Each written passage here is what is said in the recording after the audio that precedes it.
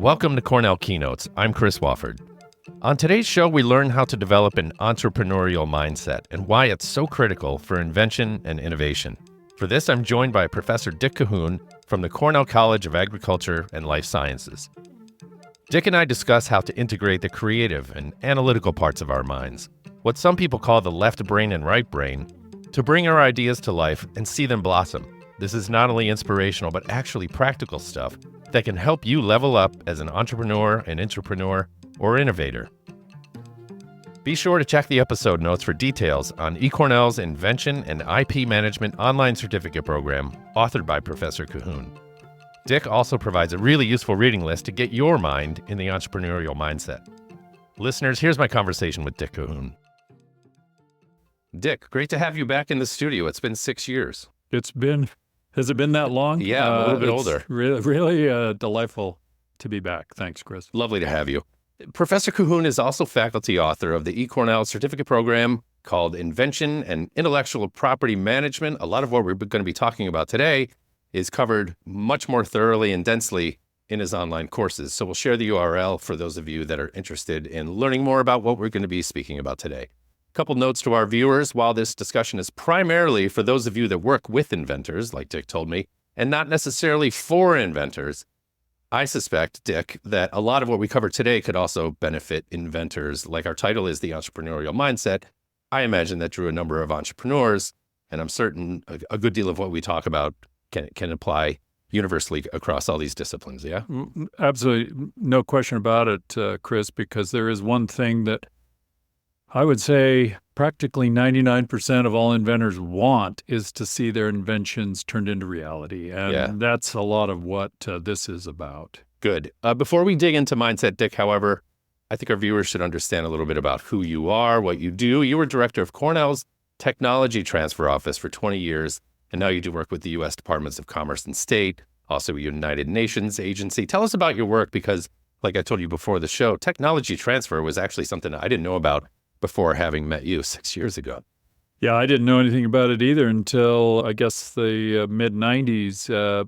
Basically, tech transfer is that process that's now really been woven into a lot of universities' missions. And what it is capturing inventions made by faculty and staff and even students and capturing them with intellectual property, typically patents. So that provides a handy mechanism for partnering with the private sector to realize that invention being turned into something, a new product, a new service, a new company even. It's something that was started, most people look to 1980 when the process got going with the change of a national law called the Bayh-Dole Act.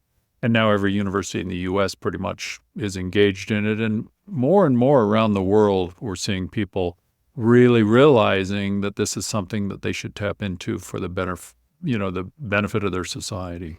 Why do you think mindset is so critical to being a successful entrepreneur, intrapreneur, innovator?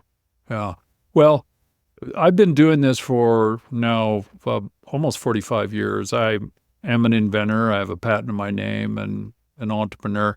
And really decades of the evolution of my thinking and observation, not only of myself, but also of colleagues and people that I've mentored and many inventors at Cornell and elsewhere. And it's something that now I almost take for granted that the difference between pretty good and great is this attitude, is the attributes of thinking that people bring to an activity. It isn't so much the actual skill or knowledge that's important and essential, but it's that extra soft skills, some people call it, or these attitudes that whenever I see somebody who's really an achiever or doing really great work, I realize that it's because they exhibit these mindset attributes.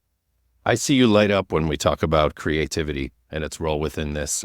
There's a misconception that creativity sort of ends with the act of invention. You submit otherwise. You say That's actually a jumping off point Yeah. for further creative opportunities. Tell me what you're talking about here. Well, I remember reading years ago about the statistics of patents and how few of them were ever realized into something, new product or service or company, that most inventions kind of wither on the vine. And Why?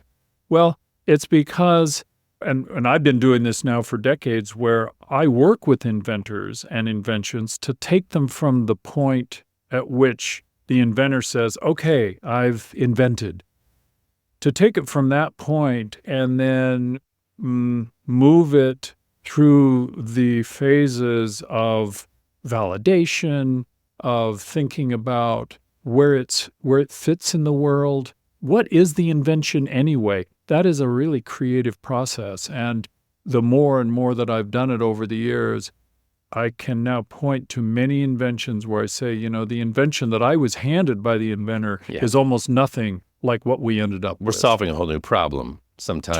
Totally new problem. I frequently get inventors look at me and go, I'd never really thought about it that way. Yeah. And we've brought in a new application, a new attribute, a whole new approach oftentimes. Yeah. What is the case that you're making for this mindset? Maybe you can get a little bit more into what it actually is, right? So how do you approach this with your students? Well, one of the first things I ask them about it, do they understand the left brain and the right brain? And, that there are these different ways of thinking, and some are aware of it and many aren't.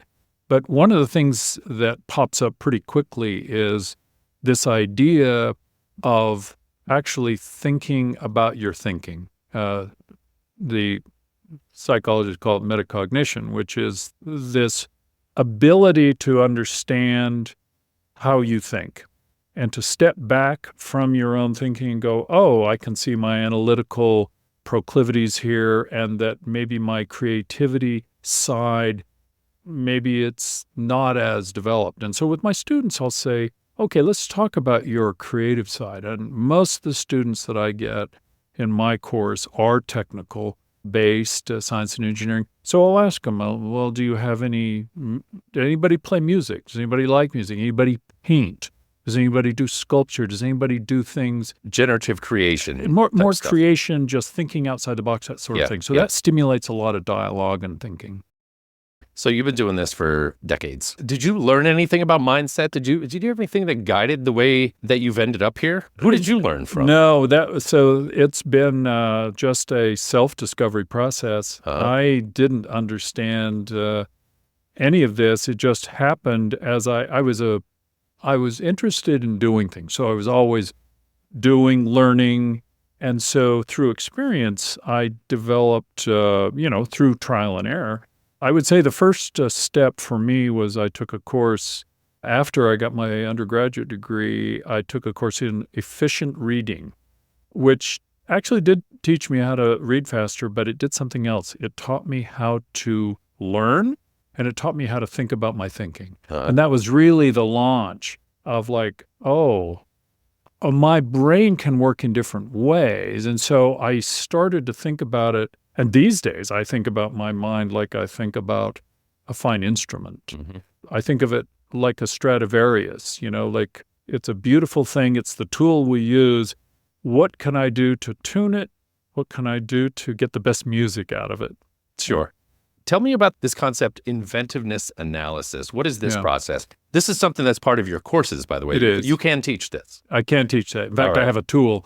In the course, we actually have a tool that I developed called the Inventiveness Analysis Tool. It's something that patent lawyers are familiar with in terms of understanding what part of an invention is patentable. So to be an invention, it has to be something created. It has to be beyond just an idea. It has to be something that's been elaborated in some form, usually writing or in some kind of visual way. The prototype? Are we even pre-prototype or at even this point? pre-prototype. It could just be data. Yeah. A lot of inventions, of course, are, molecular. So, it's data primarily. But the first step is to go, well, what is the invention? And it sounds simple, but just describing the invention, when you work with an inventor and say, well, let's describe it, they oftentimes don't describe it very well. And oftentimes, the more technically dense, the less capable inventors are of describing it well. Sometimes see that. they'll describe it with too many words, Mhm. and sometimes with the wrong words or with acronyms and so on. So you have Okay. to define exactly what it is, and then you do what we call prior art search, which is you look for, see, an invention to be inventive has to be completely unique. And that means you've got to search the databases of the world in patents and technical literature to see if it is in fact unique. And when you dive into these features of an invention and compare it to the prior art, things start to happen.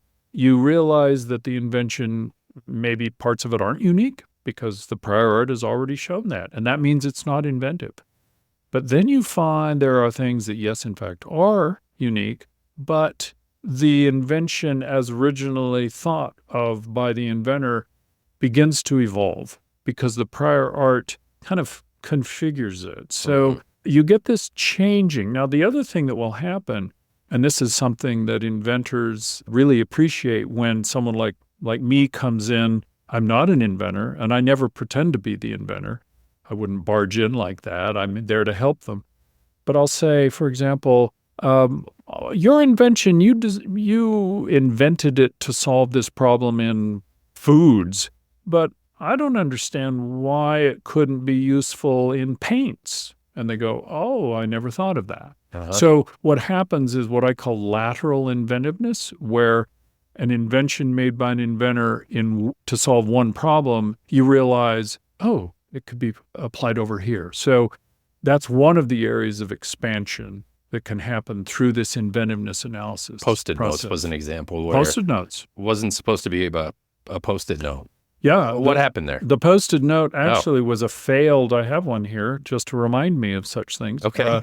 The Post-it note was a failed, it was invented at 3M by a chemist who was trying to come up with a new adhesive. And he actually met the fellow at one point. He failed because it doesn't stick very well. Yeah. And therein lies yet another form of creativity, which is the failure of an invention in one way turns out to be a positive in a different application. That's right. Yeah. It sticks just enough, doesn't leave residue when you take it off. In a lot of ways, it's beautiful, but if you were searching for a really permanent and good adhesive, this is a failure. But that's where you've got to step back and use that right side of your brain to go, oh, but wait a minute. Maybe those other attributes aren't a failure in another application. That's the level of creativity that I'm talking about that never ceases to amaze me, how much value we as non-inventors, but inventor enablers or helpers can provide. So tell me if inventiveness analysis works for just the same in entrepreneurial endeavors, intrapreneurial endeavors. Tell me a little bit about how this may apply to those entrepreneurs in our audience who may not be inventing a patentable brand new thing. Well, so this process of, first of all, using both sides of your brain on a problem, every entrepreneur, you have a problem that you're trying to solve. The problem is usually how do you bring a product or service to the market? And so you're trying to solve a problem. How do you do it? Almost always you've got limited resources. Now, intrapreneurs are within companies.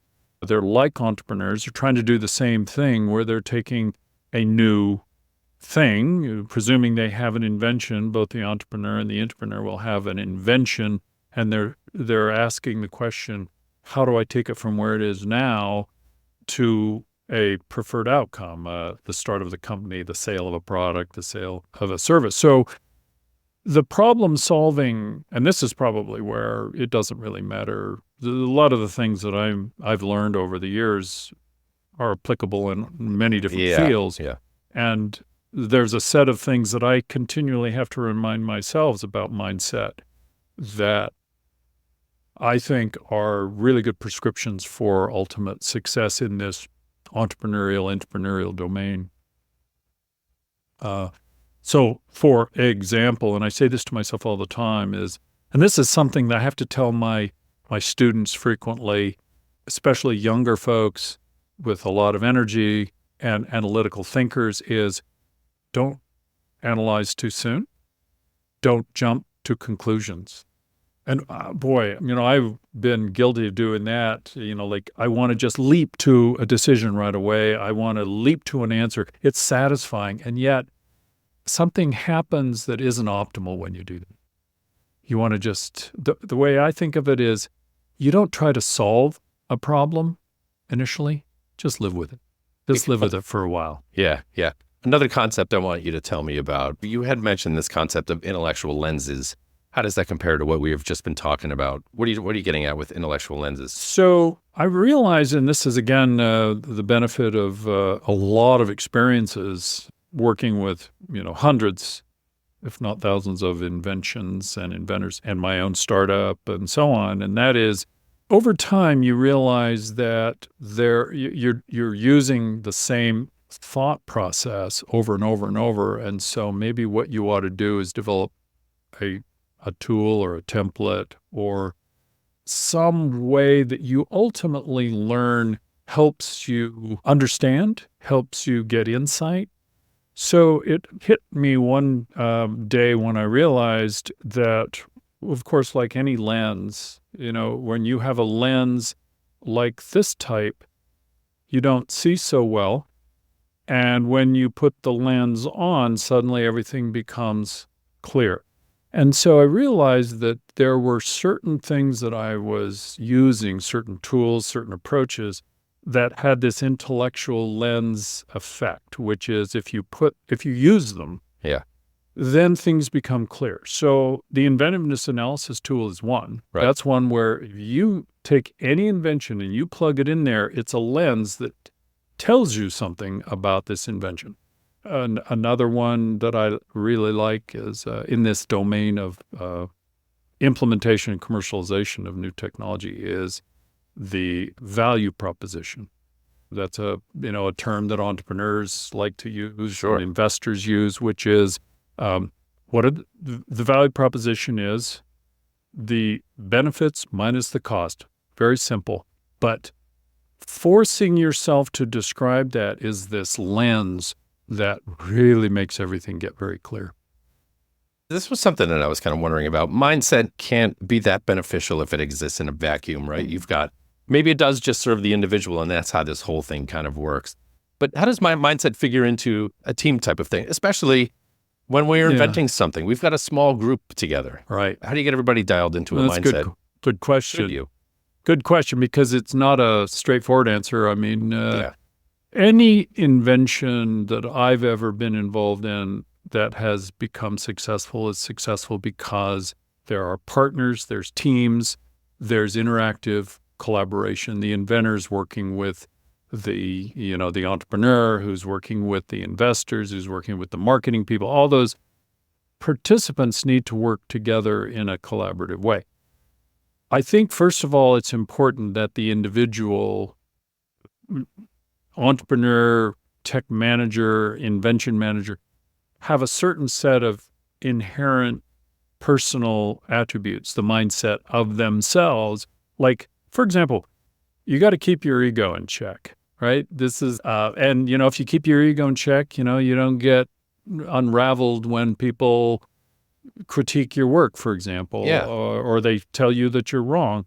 You need to work on things like your own resilience, your own emotional intelligence, your own optimism. There's certain things that I believe that we can focus on in ourselves that make us a good team member. And then beyond that, it's like, yes, you've got to respect other people. You've really got to appreciate the fact that you need others.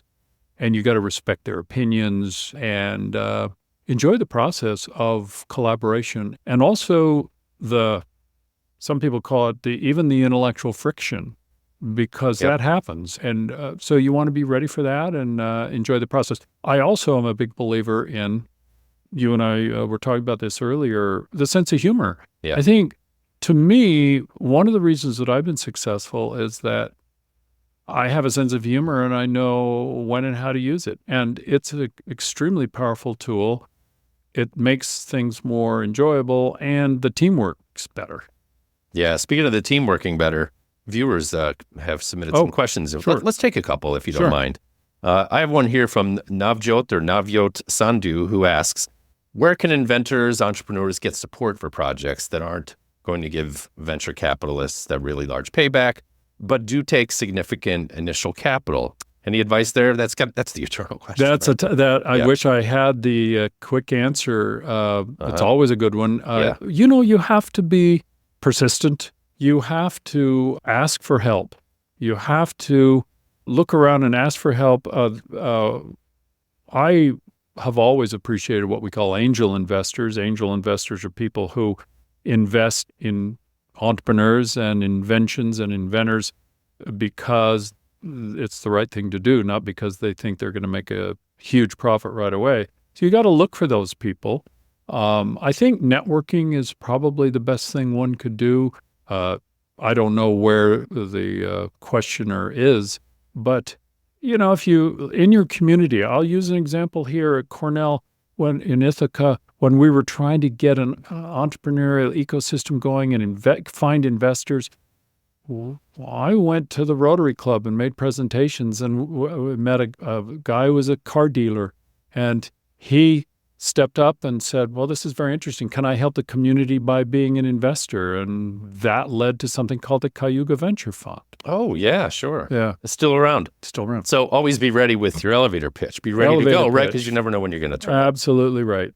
What other attributes serve us well when I'm thinking about inventiveness analysis? Yeah. That's learning how to do a thing, but also, viewing things through intellectual lenses, creativity, curiosity, open-mindedness. What are some of the other things that you teach, like within your courses? Sure. Other attributes that would benefit our viewers? Connecting the dots. Now, we talk a lot about connecting the dots, right? And I encourage my students to connect the dots. And what do you mean by that? Well, so you're looking for relationships, you're looking for patterns, and when you start getting pretty good at that, you'll make some connections that make no sense, but that's okay because you learn over time that sometimes you have to make connections that in hindsight turn out not to be great, but they also led you somewhere. But here's the thing about connecting the dots.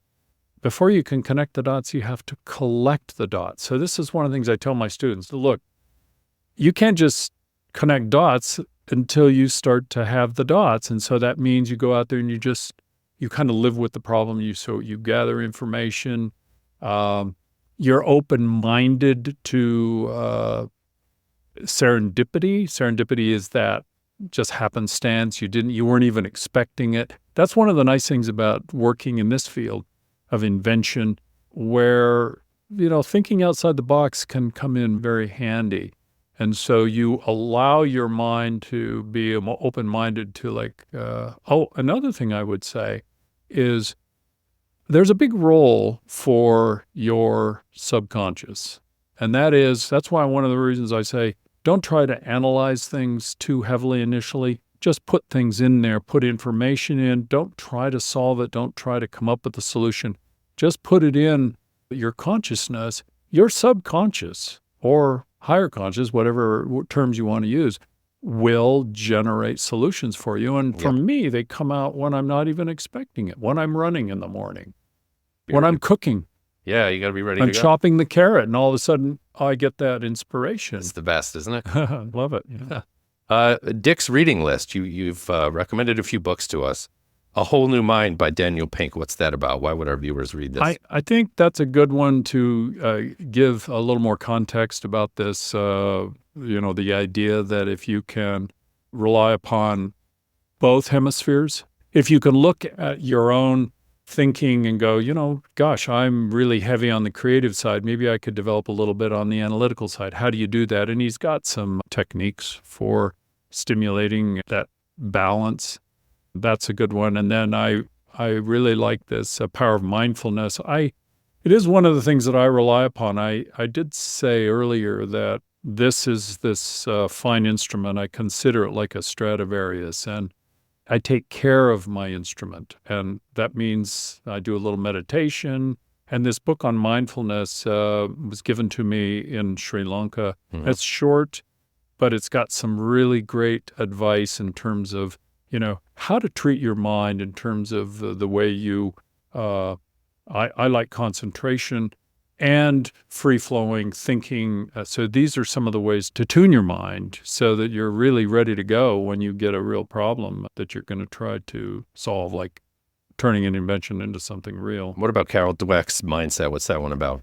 That's, I think now a lot more people are aware of Dweck's work, a psychologist who studied success, in people. And one of the take-homes for her, and she writes about it, is this idea of the growth mindset.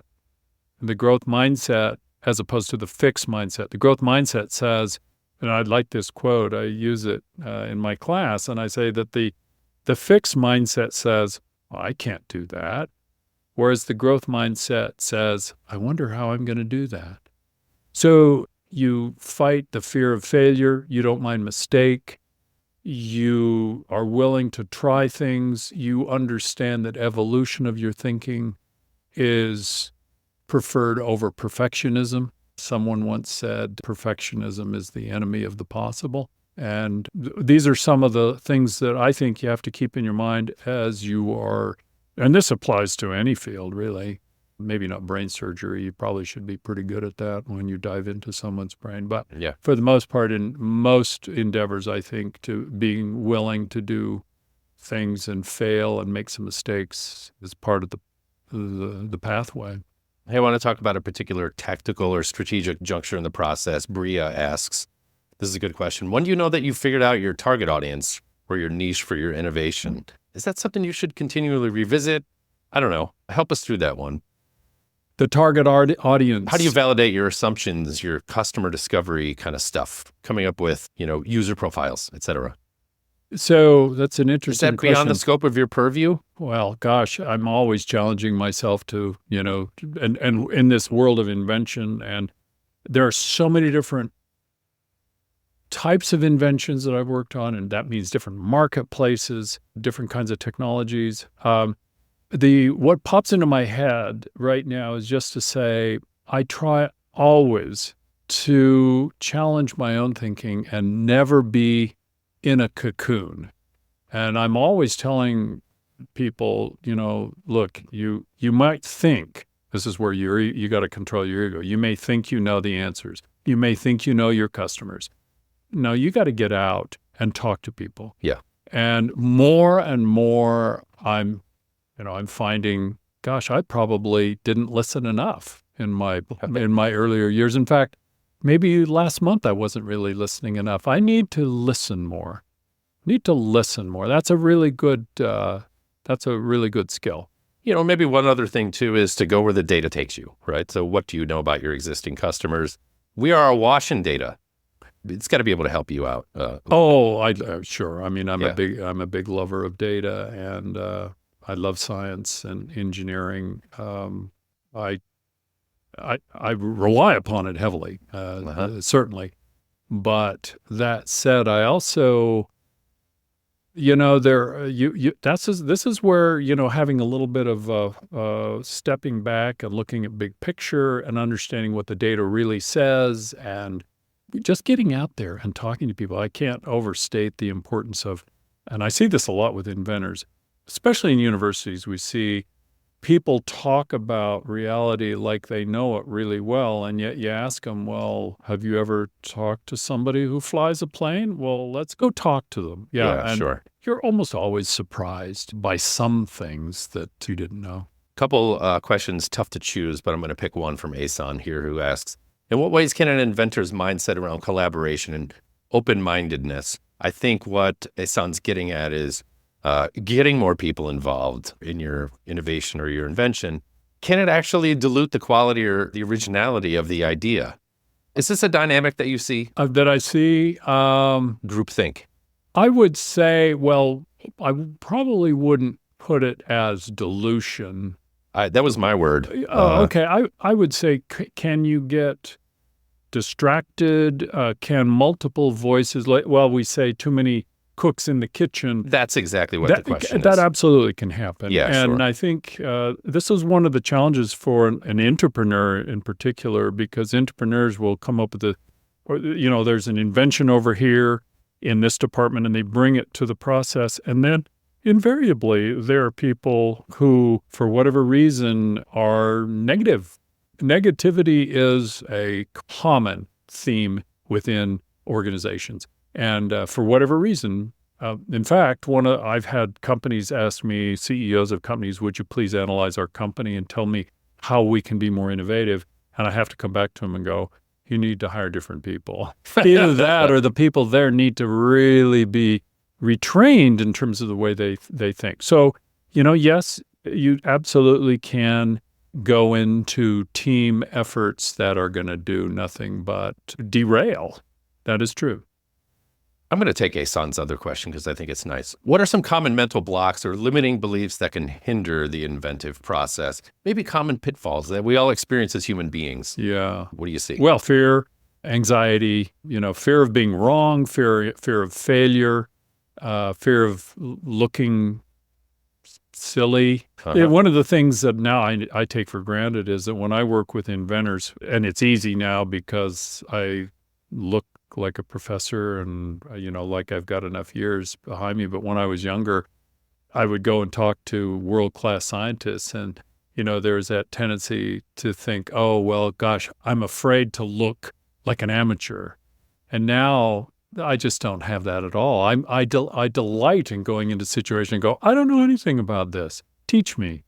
And so I think that's one of the pitfalls is that we're afraid to look silly or not smart enough. And so that's one, as I said, that's where I think our ego gets. But on the other hand, you need to have a certain level of self-confidence. And I think compassion, I've learned over the years, the older I get, the more compassionate I feel for people, for organizations, the planet, et cetera. And part of the compassion should be directed to yourself. You should say, hey, I'm not perfect, but hey, that's great. And so enjoy life. And that's also where I think, have a little sense of humor, even laugh at yourself a little bit. You have to. Somebody that can't laugh at themselves, what kind of dinner guest are they going to turn out to be? Exactly. Okay, a couple of notifications here. So earlier on, Dick, you had mentioned a couple tools that we can use available to anybody. Google Patent, U.S. Patent Resources. Yeah. We dropped the URLs in the chat here. Any comments or notes on how we can use these resources smartly without wasting a bunch of time or spinning our wheels? Well, so those tools are essential for doing what we call prior art search. Prior art is that necessary task that we have to search for patents, like Google Patents is great because it's worldwide and it's free. And you need to find those patents that are as similar to the invention that you're analyzing. And that's when the process really gets started. So it's free, but it involves searching databases. And I'm no specialist in it, and I don't claim to be. So I'm always open-minded to find people who can help me. Librarians. Librarians, whether they're in the public library or in a university library, look for librarians and ask them for help. They're happy to help you, right? And they'll say, sure, let's sit down and do a search. And so those are some free and available resources that I'd recommend. Good. So in addition to mindset and everything that we've covered today, can you tell me a little bit more about what the student in your Invention and IP Management Certificate Program will learn? So everybody that's here, knowing everything they've just learned, where will that set of courses take them? The certificate program, the full program is 6 modules, and it goes in a logical, sequential way from initially having an invention, analyzing it, separating out inventions from just ideas. And again, it's designed for those who are inventors themselves, but also people who are helping inventors, whether that's in a company or in a university. So it starts with looking at inventiveness, and then it moves into you start thinking about markets and business, this value proposition lens I talk about, and then you start addressing other issues about things like the things that make the difference between success and failure, like scale up. A lot of inventions, you get them and you go, this is great, but you can't get it out of the lab because it can't be turned into something that could be manufactured and brought to reality. And then it goes through all the way to where you're actually managing this process in a company, or in a university and using the different tools that I've mentioned. Dick Cahoon, great to have you in the studio today. Thank you very much, Chris. Tons of fun. Pleasure. Thanks for listening to Cornell Keynotes. Check out the episode notes for information on eCornell's Invention and IP Management online certificate program. Thanks again, friends, and subscribe to stay in touch.